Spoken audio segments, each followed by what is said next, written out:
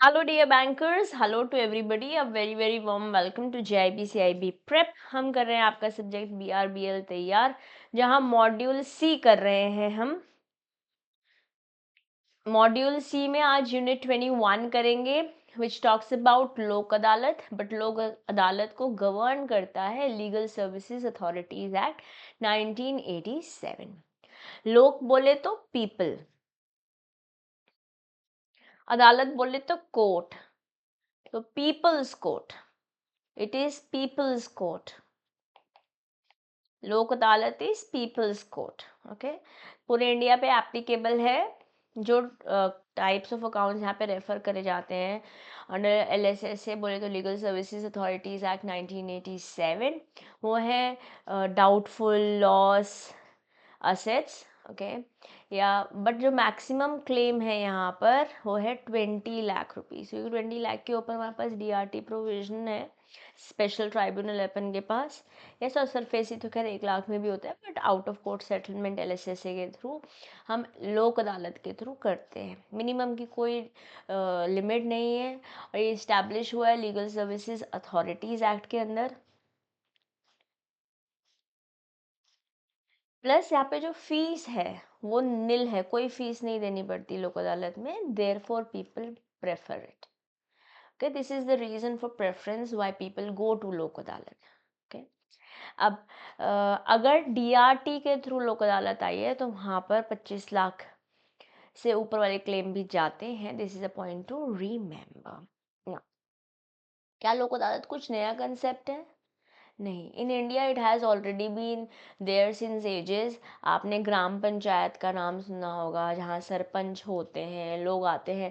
There is no lawyer needed, there is no representative needed. आप खुद जाते हो, अपनी बातचीत करते हो, अपना पक्ष रखते हो, एंड सरपंच या जो पंचायत होती है वो आपके एक निष्कर्ष तक, एक सोल्यूशन तक पहुंचते हैं। ओके, सो लोक अदालत एक ऐसा फॉरम है जो कि डिज़ाइन किया गया है लोगों के बीच में अगर कोई लड़ाई है, कोई डिस्प्यूट है, तो उसे कॉम्प्रोमाइज़ करके या कंसिलिएशन, दोनों पार्टी को अग्रीमेंट करते हुए सेटल करा रहे हैं। तो इस यूनिट में लोक अदालत की फंक्शनिंग, क्या ज्यूरिसडिक्शन है, क्या प्रोसेस है, ठीक है, कैसे टाइप्स ऑफ केसेस आ सकते हैं। क्योंकि अगर मान लेते हैं किसी ने किसी का खून कर दिया, कोई मर्डर हो गया, कोई रेप हो गया, कोई किडनैप हो गया, क्रिमिनल नेचर के ऑफेंस है, ये लोक अदालत में नहीं जाते हैं। और किस तरीके से नेचर, अवार्ड ऑफ नेचर रहता है, इन सब के बारे में इस यूनिट में हम बातचीत करने वाले हैं।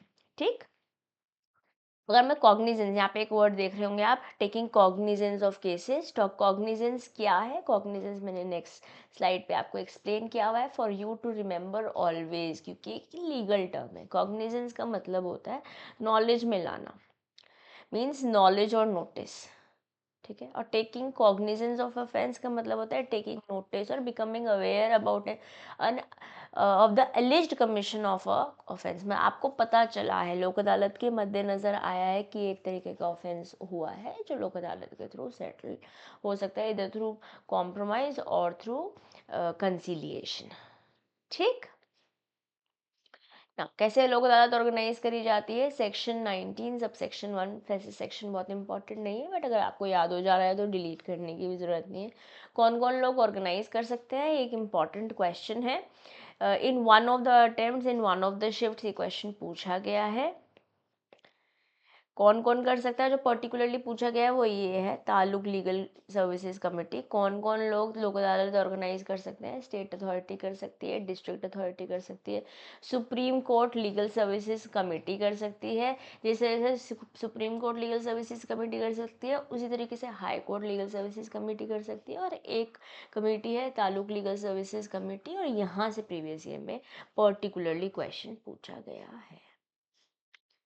ठीक है, और अलग अलग इंटरवल्स पे, अलग अलग प्लेसेस पे जैसे भी रिक्वायरमेंट है वहाँ पे लोक अदालत लगती है। जैसे अगर आपने देखा हो, दिल्ली में लगती है जब चलान एक्सेट्रा, बेसिकली ट्रैफिक रूल्स के लिए। ट्रैफिक रूल अगर आपने फॉलो नहीं करे हैं, ट्रैफिक ऑफेंसेस हुए हैं, ट्रैफिक रूल्स आपने फॉलो नहीं करे हैं, तो आप पे चलान लग जा रहा है। अब चलान, वैसे मेरे वन ऑफ द जीजूज, उनके 40,000 रुपये का चलान रिसीट आई, उन्होंने देखा नहीं, आजकल तो कैमरे लगे होते हैं, पहुंच गया तो 40,000 का। अब ये उनके पास या तो ऑप्शन था 40,000 इमिडिएटली पे किए जाए, अदरवाइज नो कुछ अगर कम किया जाने का प्रोसेस है, सॉरी बोला जा सकता है, पनिशमेंट में थोड़ी सी कमी करी जा सकती है, तो it could have been dealt through Lok Adalat. ठीक है, प्रीवियसली इंडिया में अनऑर्गेनाइज थी, जैसे मैंने आपका नाम ग्राम पंचायत के बारे में मैंने आपको बताया, जैसे मैंने आपको ग्राम पंचायत के बारे में बताया, आज ये इंस्टीट्यूशनलाइज है, not only in India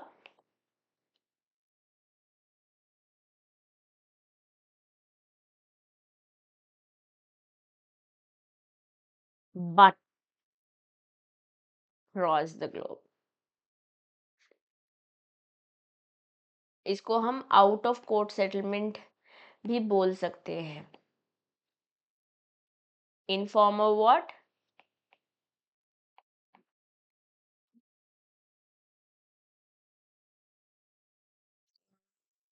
form of ADR, alternate dispute resolution mechanism, या आउट ऑफ कोर्ट सेटलमेंट।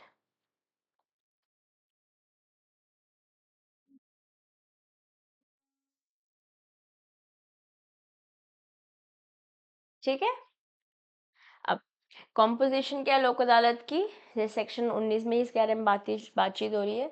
लोक अदालत में जुडिशियल ऑफिसर्स होते हैं, जज नहीं होते हैं, ऑफिसर्स, जुडिशियल ऑफिसर्स होते हैं, जो या तो सर्विंग हो सकते हैं या रिटायर्ड भी हो सकते हैं, या रिटायर्ड भी हो सकते हैं। ठीक है, इसके अलावा कुछ और पर्सन हो सकते हैं किसी पर्टिकुलर एरिया में जो ऑर्गेनाइज करती है ना कमिटीज, ये कमिटीज हमने बात करी ना, state authority, district authority, supreme court legal services committee, high court legal services committee, या तालुक लीगल सर्विसेज कमेटी, इनमें से जिसने भी अपॉइंट किया है ये भी ऑर्गेनाइज कर सकती हैं आपकी लोक अदालत। ठीक है, क्वालिफिकेशन क्या रहता है, क्वालिफिकेशन और एक्सपीरियंस जो हमने जुडिशियल ऑफिसर्स के बोले या फिर जो अदर पर्सन्स के बोले, जुडिशियल ऑफिसर्स तो पेपर क्लियर करे होंगे, अदर पर्सन्स में नॉन जुडिशियल मेंबर्स रहते हैं ऑफ लोक अदालत, जो कि ऑर्गेनाइज करी जाती है या तो सुप्रीम कोर्ट कमेटी से, अगर सुप्रीम कोर्ट से हो रही है तो वो सेंट्रल गवर्नमेंट के थ्रू हो रही होगी, और एक कंसल्टेशन किसका करना पड़ेगा, हमारे चीफ जस्टिस ऑफ इंडिया का। और इसी तरीके से अगर स्टेट गवर्नमेंट करा रही होंगी तो वहाँ पे चीफ जस्टिस ऑफ इंडिया नहीं होंगे, वहाँ पर कॉन्स्टिट्यूशन रहता है by the recognise authorities.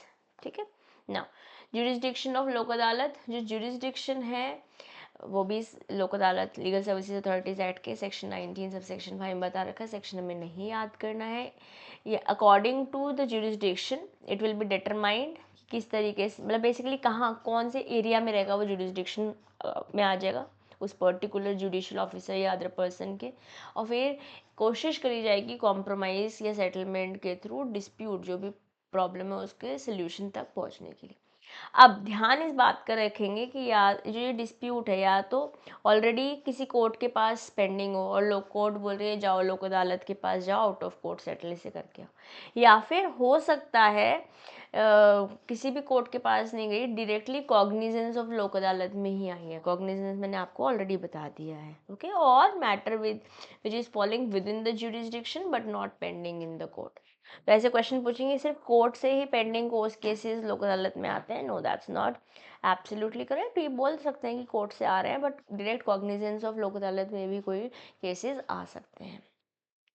Offences जो कि कंपाउंडेबल होते हैं under the law can not be brought with in the purview of लोक अदालत, जैसे मैंने आपको बताया क्रिमिनल केसेस में जो मॉनिटरी सीलिंग है इस मैकेनिज्म में करंटली 20 लाख रुपए है। Okay, cognizance of cases bye Lok अदालत, सेक्शन 20 इसके बारे में बात करता है किन किन सर्कमस्टांसेस में लोक अदालत में टेक कॉग्निजेंस ऑफ केसेस। सबसे पहला म्यूचुअल अग्रीमेंट बाय पार्टीज, मतलब मान लेते हैं दो लोगों का डिस्प्यूट चल रहा था कोर्ट में, उन्होंने कहा कोर्ट नहीं जाते लोक अदालत चलते हैं, या डायरेक्टली लोक अदालत चल जाते हैं, बोथ द पार्टीज अग्री कर दिए, खाली एक पार्टी ने अग्री किया दूसरी पार्टी ने अग्री नहीं किया, तो आप नहीं जा सकते हो इस कंडीशन में। और यहाँ से ट्रू फॉल्स क्वेश्चन बनते हैं application based.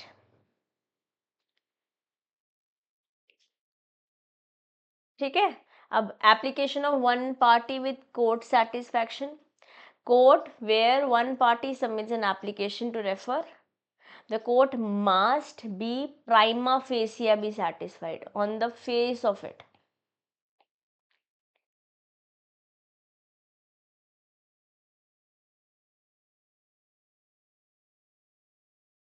That there is a reasonable possibility of settlement. Condition ये रहेगा बिफोर रेफरल दोनों पार्टीज को अपॉर्चुनिटी ऑफ बीइंग हर्ड दिया जाएगा. कहने का क्या मतलब है? वी आर सेइंग अगर दोनों पार्टीज ए और बी जिनका केस लेट्स से कोर्ट में चल रहा था या कोर्ट में नहीं चल रहा था, ठीक है, इनका केस या तो कोर्ट में चल रहा था या कोर्ट में नहीं चल रहा था. अगर कोर्ट में चल रहा था या नहीं चल रहा था, दोनों ही केसेस में अगर दोनों पार्टी ने ओके कर दिया है, दोनों पार्टीज ने ओके कर दिया है, तो लोक अदालत में आप जा सकते हो. एक सिचुएशन तो अपन के पास ये है. ये सिनेरियो 1 पकड़ लेते हैं. इसी तरीके से सिनेरियो 2 लेते हैं. सिनेरियो 2 में हम बोल रहे हैं कि मान लेते हैं एक पार्टी बोल रही है कि मैं लोक अदालत जाना चाहती हूँ और दूसरी पार्टी बोल रही है मैं लोक अदालत नहीं, मैं नहीं जाना चाहती. पार्टी भी ऐसी बोल रही है. तो ए ने अप्लाई किया किसको? ए ने अप्लाई किया कोर्ट ऑफ लॉ को. कोर्ट ऑफ लॉ को अप्लाई किया.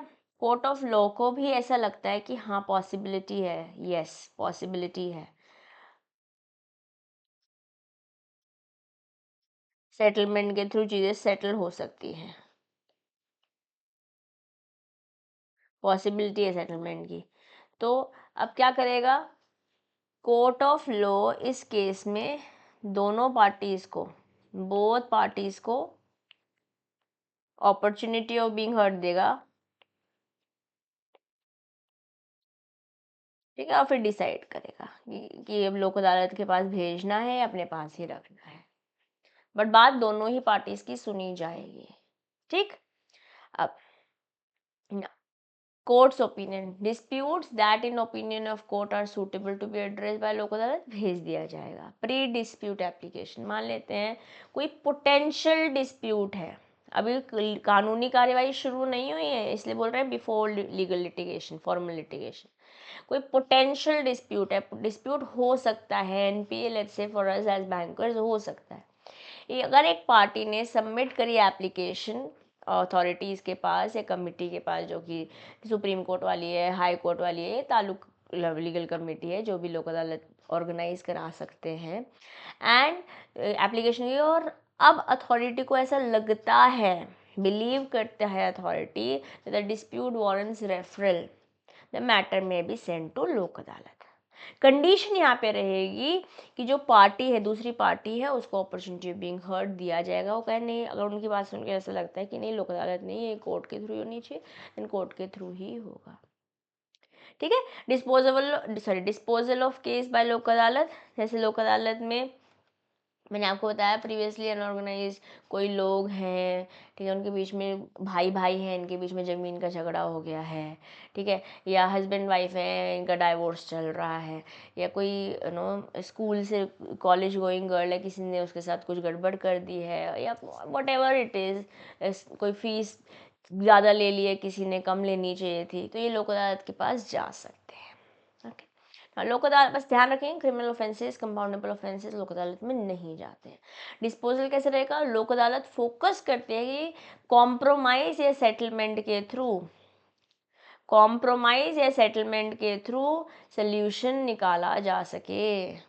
ऑफ कोर्स जो रूल्स हैं वो फॉलो तो करने पड़ेंगे. कौन से रूल्स? जो हमारा कॉन्स्टिट्यूशन बोल रहा है, जस्टिस, इक्वालिटी, फेयर प्ले, या जो भी लीगल प्रिंसिपल्स हमारे संविधान में, हमारे कॉन्स्टिट्यूशन में लिखे हुए हैं, और ये भी जल्द से जल्द, अटमोस्ट स्पीड के साथ, एक्सपीडिशियसली एजेंडा ये सेटलमेंट लाना है. जब भी कोई कॉम्प्रोमाइज या सेटलमेंट हो जाता है तो केस रिजॉल्व हो गया, and the award becomes binding on the parties, क्योंकि दोनों पार्टी इस बात पे अग्री करेगी जो भी लोक अदालत ने दिया है बातचीत. ओके. मान लेते हैं एक पार्टी अग्री कर रही है, दूसरी पार्टी कुछ भी करने से अग्री नहीं कर रही है, तो लोक अदालत या तो जिस कोर्ट के थ्रू भेजा गया था कि जाओ लोक अदालत के थ्रू सोल्यूशन निकालो, वापस भेज देगी लोक अदालत उस कोर्ट को, और कोर्ट वहाँ से चालू करेगी जहाँ से उन्होंने पहले भेजा था.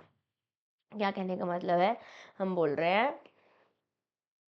क्या हो What did just happen? Let me try see.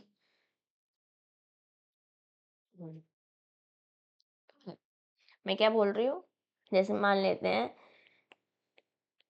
Settlement कराने की कोशिश करा लोक अदालत, ठीक है, दोनों में सेटलमेंट हो गया, डन, जो अवार्ड आया वो दोनों पे बाइंडिंग हो जाएगा, दोनों बोथ द पार्टीज पे बाइंडिंग हो जाएगा, बोथ हैव टू फॉलो।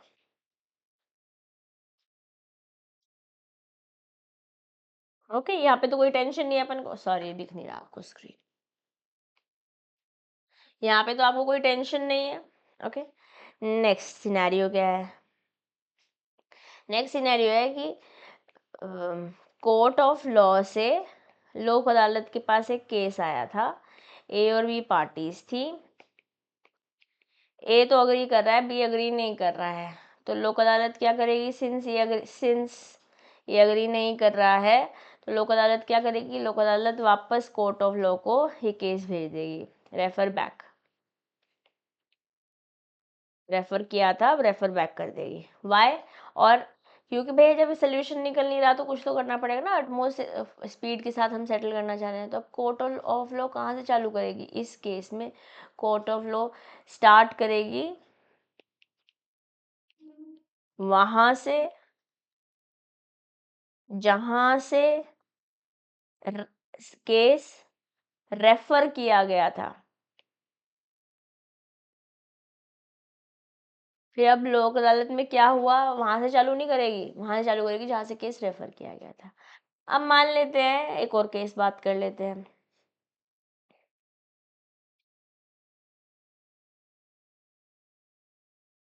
मान लेते हैं लोक अदालत का डायरेक्ट आया था केस, कॉग्निजेंस में डायरेक्ट केस आया था, ए और बी दो पार्टीज हैं, ए अग्री कर रहा है, बी अग्री नहीं कर रहा है, इस केस में what is going to happen, अब क्योंकि भी ये ए अग्री नहीं कर रहा है तो लोक अदालत क्या करेगी, काउंसिल करेगी, बेसिकली एडवाइस मांगेगी कोर्ट ऑफ लॉ से कि भैया बताओ हमें क्या करना चाहिए, सेटलमेंट तो हो नहीं रहा है, सेटलमेंट तो हो नहीं रहा है, बताओ क्या करना चाहिए।